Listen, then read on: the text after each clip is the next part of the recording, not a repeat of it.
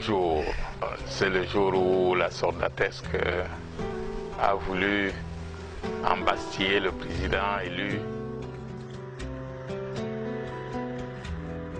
Oh non, disons qu'on a été séquestré pendant 9 mois. Mais je crois que ils avaient compris que le président élu avait besoin de se reposer pour penser comment conduire les affaires de ce pays. Maintenant qu'il est libre et travaille, nous oublions cet intermède.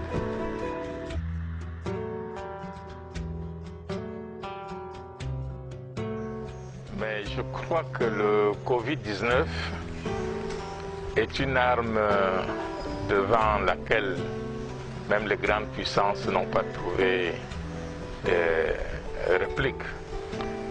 Et le Cameroun ne peut pas faire exception, contrairement à ce que certains pensent, que tout peut se passer dans notre voisinage sans nous atteindre. Disons que, pour ne pas rester dans la polémique, parce que étant une maladie dont les causes sont connues, et elles sont essentiellement l'importation du virus par des gens d'un point à l'autre. On ne va pas s'attarder à dire pourquoi on a traîné à fermer nos frontières. Mais le mal est là. On va tout simplement dire maintenant comment faire pour que ça ne nous décime pas.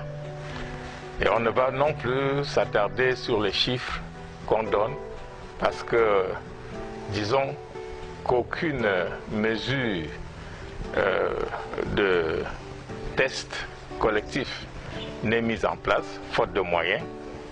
Même chez les pays, dans les pays les plus développés, ils n'ont pas réussi à avoir suffisamment de tests pour tout le monde. On va se contenter des chiffres qu'on donne, mais l'heure n'est pas au décompte macabre. L'heure est, comme a dit le président élu, à comment faire pour limiter les dégâts.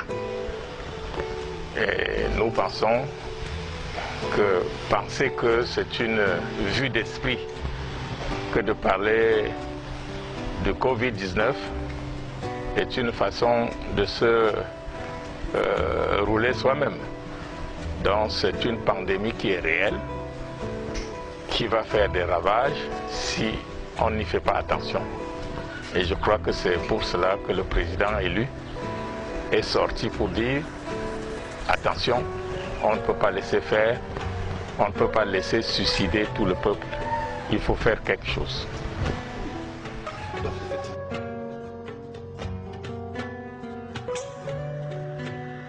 Disons qu'on ne peut pas, quand on a faim, simplifier le morceau de banane qu'on a reçu, même si ça ne rassasie pas. Je ne voudrais pas être négatif pour dire que les mesures préconisées par l'État ne sont pas nécessaires, mais qu'est-ce que prendre une mesure si on ne peut pas la faire appliquer? Je prends le simple cas de limite des personnes dans un bus ou d'interdiction de surcharge. Vous avez vu vous-même que des voitures, des cars bondés traversent allègrement les contrôles de police, moyennant ce qu'ils font d'habitude. C'est comme si certaines personnes pensaient que cette pandémie ne concerne que les autres et que quand nous serons tous morts, ils bénéficieront de nos moyens financiers et matériels. Non. Quand on prend des mesures, il faut également avoir les moyens de l'imposer et de le faire suivre.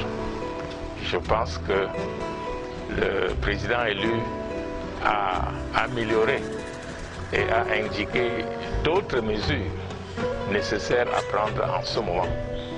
Et il s'emploie maintenant à se donner les moyens financiers, étant donné que les caisses de l'État, du moins ce qu'il en reste, sont tenues par des gens qui pensent que le coronavirus va régler le problème qu'ils n'ont pas réglé, c'est-à-dire tuer tous leurs adversaires, alors que c'est un virus qui ne connaît aucun langage, qui ne connaît pas de région, qui prend tout ce qu'il trouve sur son chemin, que vous soyez du pouvoir ou de l'opposition.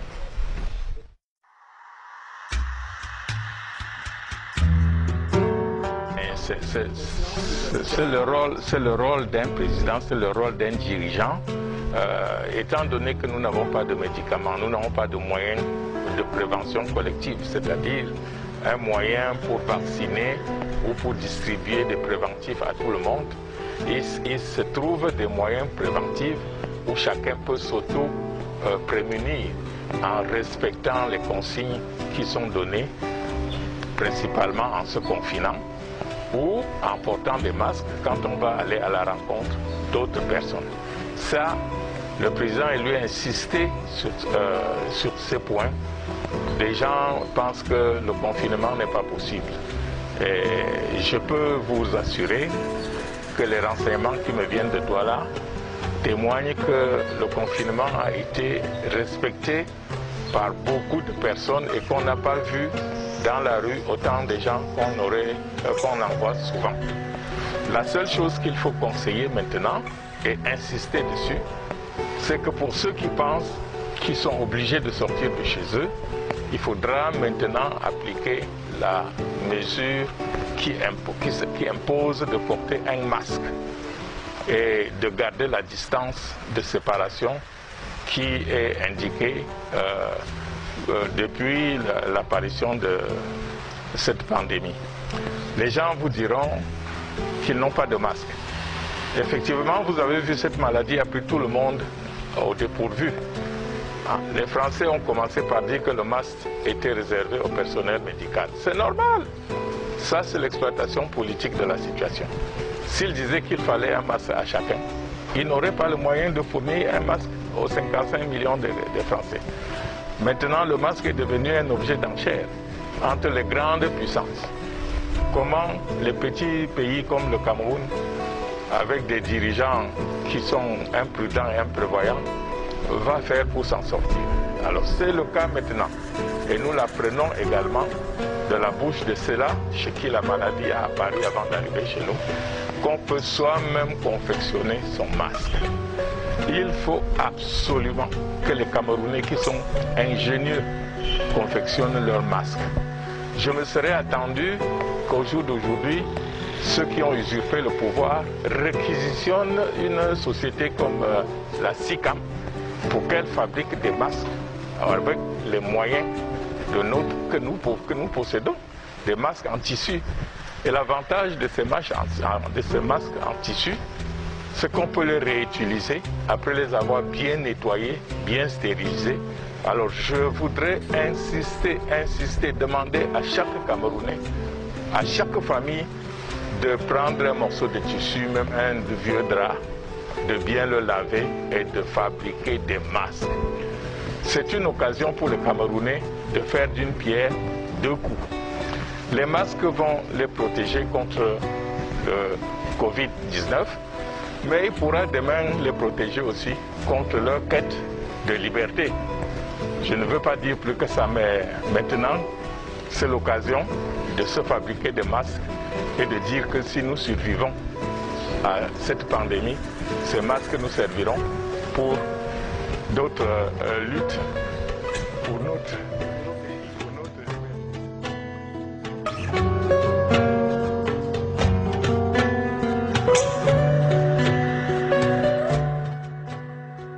Mais le président élu a trouvé un nom formidable, survie. Nous devons survivre. Et la survie, chacun doit mettre du sien, chacun doit se battre de son côté pour la survie. Et dans cette cagnotte, il est impossible de penser que c'est une affaire des riches. Non, nous sommes tous riches. Même celui qui n'a rien peut diviser sa ration alimentaire d'une semaine par deux et verser 500 francs, 1000 francs dans cette cagnotte. Ceux qui s'étonnent devant les chiffres, quand ils apprennent qu'on a déjà 250 millions, ils se meuvent. Non, moi je crois que l'objectif à atteindre, il faudra qu'il y ait des dizaines de milliards dans cette cagnotte. Et cette cagnotte va se remplir. Il suffit tout simplement de rassurer les gens que l'honnêteté intellectuelle du président Kamto, sa probité, montre que cet argent sera utilisé à bon escient. qu'on ne se souvienne pas des aides qu'on avait données au Lion indomptable et que la valise est restée entre Yaoundé et l'Amérique.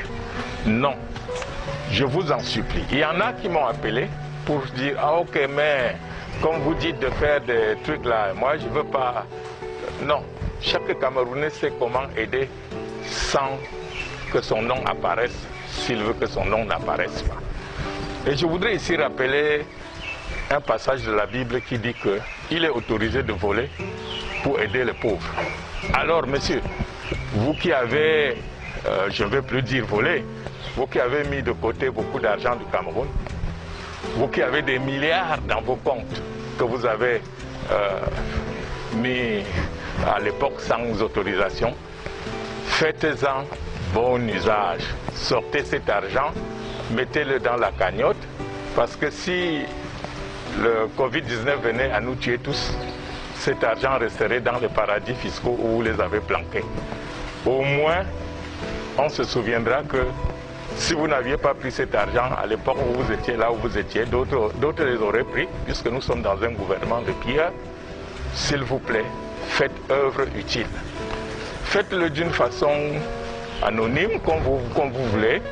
D'ailleurs, cet argent est rentré dans les paradis fiscaux d'une façon anonyme. Je supplie les Camerounais, surtout ceux de l'intérieur. Il ne faut pas penser que l'argent se trouve seulement à l'extérieur. Il y a plein d'argent au Cameroun. Participons à cette cagnotte et donnons au président élu la possibilité de montrer que s'il était aux affaires, il aurait géré ce pays autrement. Merci, honorable. Oui, merci, on parle partout.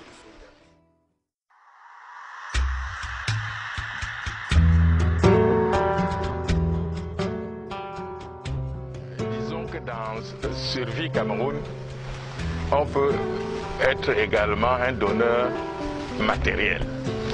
Si aujourd'hui on sait que la denrée la plus rare au Cameroun, c'est l'eau et l'électricité, si des gens pouvaient faire des forages dans leur village, dans leur quartier, pour permettre à leurs voisins de se laver les mains correctement comme il le demandait, ça serait déjà une autre œuvre à mettre au compte de la lutte, de la solidarité contre Covid-19. Moi, j'ai fait ce forage avec 3 points de distribution d'eau pour le quartier, pour que, effectivement, le quartier, quand il vient, se souvienne que c'est dans cette maison que le président élu a été empêché d'exercer et que si on l'avait laissé prendre le pouvoir, on serait aujourd'hui à autre chose. Le Cameroun serait aujourd'hui un pays où chacun se reconnaîtrait et serait fier d'être fils.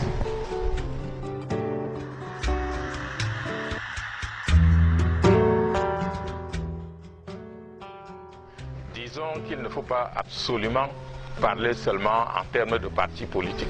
Il y a des Camerounais qui n'appartiennent à aucun parti et qui font des œuvres terribles. Il faut encourager chaque Camerounais, même ceux qui disent soutenir le parti au pouvoir et qui pourtant n'y gagnent rien. Il faut les encourager à participer à la solidarité pour que nous ayons un développement auto-centré et que nous soyons prêts maintenant à mettre la main ensemble, sans plus de distinction de parti comme vous venez de le soulever, sans distinction d'âge, sans distinction d'ethnie.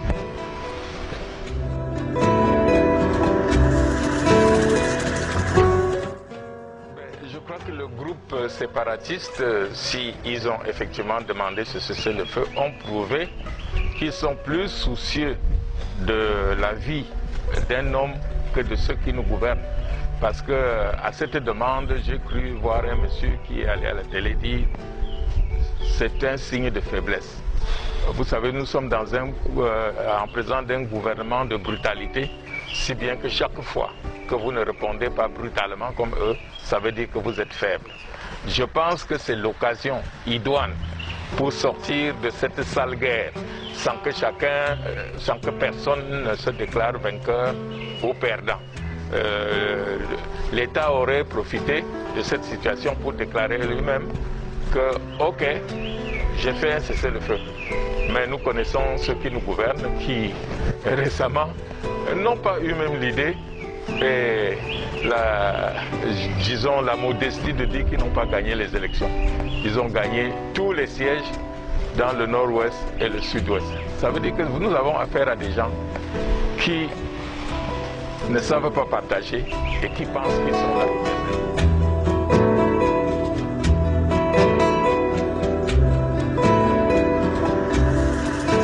Parlant de la décongestion des prisons, il ne faut pas absolument parler seulement de ceux qui ont été arrêtés dans le cadre de la crise dite anglophone. Non, il faut parler de tout le monde. Et puis, quand on dit de les relasser par plurance pour empêcher qu'ils meurent en détention, sauf si leur condamnation était une condamnation à mort et qu'on profite du Covid-19 pour exécuter la sentence, je crois qu'il est humain qu'on sélectionne ceux qui sont à quelques mois de la fin de leur peine, ceux qui sont des prisonniers de droit commun, ceux qui n'ont pas de sang sur les mains, et qu'on décongestionne les prisons pour permettre à ceux-là même d'aller maintenant commencer à s'intégrer dans la lutte pour sauver notre pays. Je pense que pour avoir été en prison, nous savons ce qu'on appelle congestion des prisons. Nos prisons sont congestionnées. Nos prisons, j'ai peur, et je crois que le bon Dieu soutient le Cameroun pour que jusqu'ici, on n'ait pas entendu des hécatombes dans les prisons du Cameroun.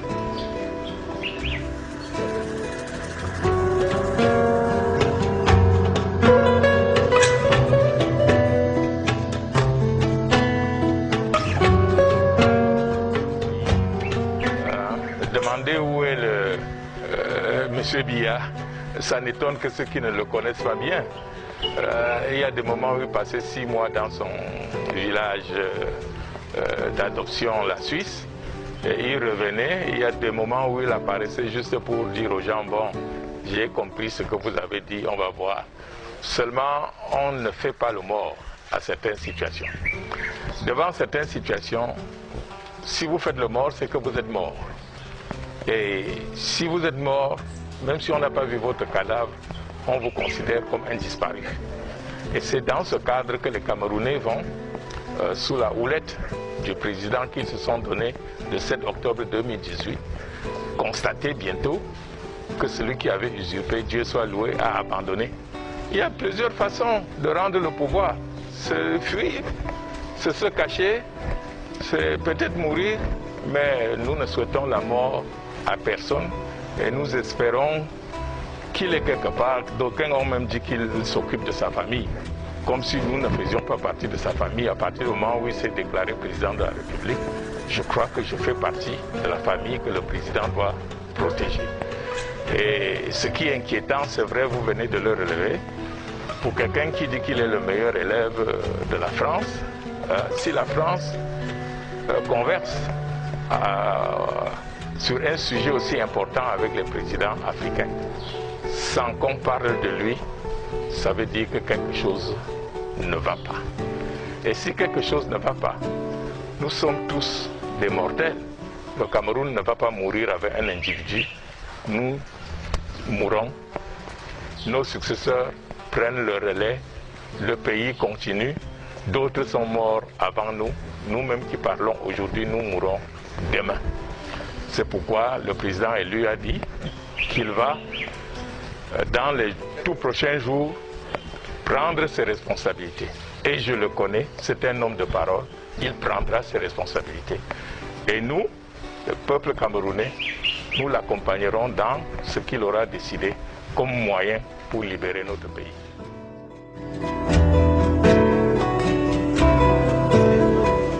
La succession de gré à gré par son fils. Ça, c'est des ballons d'essai que les gens lancent. C'était valable il y a 20 ans, il y a 15 ans. Ça ne peut même plus effleurer l'esprit. Laissez ça. Ça, c'est pour nous distraire. Comment il va faire pour succéder? Il va aller à Yaoundé et sortir pour dire que moi, voici le président. Ben, les Camerounais vont sortir pour mourir. Et ils ne mourront pas parce que comme ils auront déjà leur masque anti-machin là, je crois que ça ne va pas se passer comme ils pensent. Non, je crois que je connais ces messieurs-là. Ils tentent, ils déjouent les Camerounais. La succession de Paul Biya se trouve ailleurs. Et nous savons où ça se trouve. Et quand on connaît où l'animal se cache, le chasseur, s'il ne l'attrape pas, c'est qu'il est un mauvais tireur. Et nous avons un bon tireur de pénalty. Le président Maurice Kamto n'a pas parlé en tant que président élu. Il a parlé en tant que citoyen, sauf si vous lui déniez maintenant sa citoyenneté camerounaise. Chaque Camerounais peut à tout moment s'inquiéter et demander aux institutions, si elles fonctionnent, d'éclairer une situation donnée, surtout l'absence prolongée du chef de l'État. Et ce qui est marrant, c'est que les gens pensent que quand un Nchinda va rendre compte, on croit. Et vous savez, au village, souvent le Nchinda, quand il vient, ce qu'il dit n'est pas ce que le chef a dit, il n'a même pas vu le chef. Le Nchinda profite de la maladie du chef parfois pour se remplir les poches, il vient chez vous. Je prends vraiment un cas que j'ai vécu.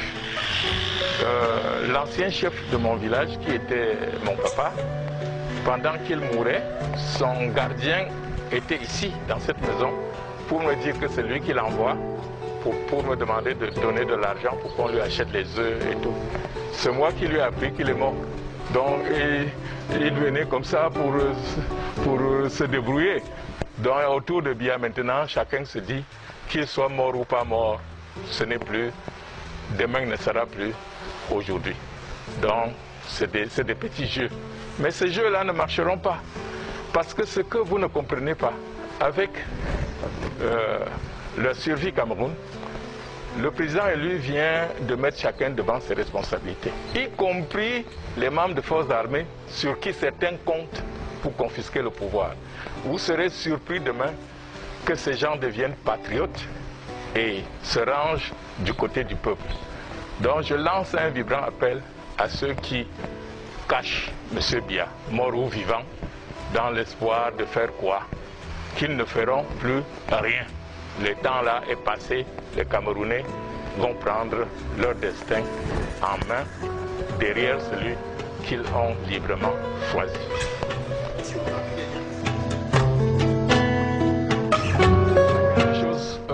Le Cameroun, après le Covid-19, a quelque chose, malheur peut être bon. Le Covid-19 va nous obliger à une solidarité que ceux qui nous gouvernent nous avaient privés. On était devenus des gens qui se regardaient en chiens. Moi, je dis, quand nous aurons traversé cette difficulté, il sera paisible pour celui qui va conduire les destinées du Cameroun de trouver un peuple prêt, un peuple aguerri, un peuple qui sort d'une souffrance et qui veut se reconstruire, qui veut aller de l'avant. Je dis, prions Dieu seulement que nous n'en mourrons pas tous. Mais ceux qui pensent que ce sont leurs voisins qui vont mourir se trompent largement. Cette histoire-là, il est tellement vicieux qu'il s'attaque à ceux qui se croient protégés, qui se croient immunisés.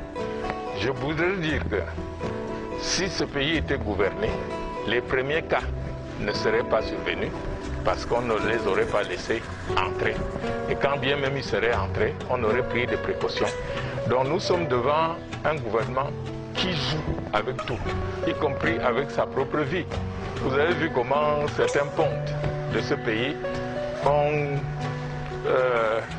refusé de se soumettre aux mesures de précaution parce qu'ils sont grands. Je verrai quand mon ami Covid-19 là, va frapper à leur porte, comment ils vont montrer leur grandeur. Disons tout simplement aux Camerounais que l'heure est maintenant à la solidarité. Ce qui importe, en attendant les consignes qui seront données prochainement, c'est cette cagnotte. Mettez-y dedans 50 francs, mettez tout ce que vous allez mettre. Nous sommes suffisamment nombreux. Et l'argent du pauvre est une somme bénie. Ce que le pauvre donne, Dieu multiplie. Et je voudrais dire aux hommes d'affaires de ne plus aller se faire filmer à la télé, parce que l'argent qu'ils donnent, c'est pour que ces voleurs continuent à les mettre dans des caisses qu'ils ont entassées chez eux. Ils ne feront rien de cela au profit des Camerounais. Ils ont tout le moyen discret pour mettre de l'argent pour notre survie. Ils doivent maintenant travailler pour la survie. Et tous les numéros ont été donnés. Vous savez que ceux qui ont pensé à ce problème ont pris toutes les dispositions. Et je voudrais dire qu'il n'y a pas d'intermédiaire. Il n'y a pas de gens qui vous prennent la tête, qui vont tourner au quartier pour dire « donnez-moi, je suis mandaté ». Non. Ceux qui ne peuvent pas aller peuvent confier leur part à des gens à qui ils ont confiance pour qu'ils aillent les verser, soit par Orange Money, soit par MTN, pour ceux qui sont dans le pays. Ceux qui sont dehors et qui savent utiliser les ordinateurs trouveront sur le site comment faire. Et je voudrais déjà remercier ceux qui ont commencé. J'ai d'autres personnes qui ont dit on a commencé, mais on va ajouter. Je dis merci également et j'invite les Camerounais à se confectionner beaucoup de masques avec les moyens que nous disposons. Les gens vous diront que ce n'est pas efficace à 100%, mais si c'était même efficace seulement à 50%, nous aurons limité les dégâts. Confectionnez vos masques. Il n'y a pas moyen, ça n'arrivera pas chez nous. Même les grands pays se battent pour obtenir, ils n'obtiennent pas. Donc il faut que nous nous aidions nous-mêmes avant que le Seigneur nous aide. Je vous remercie.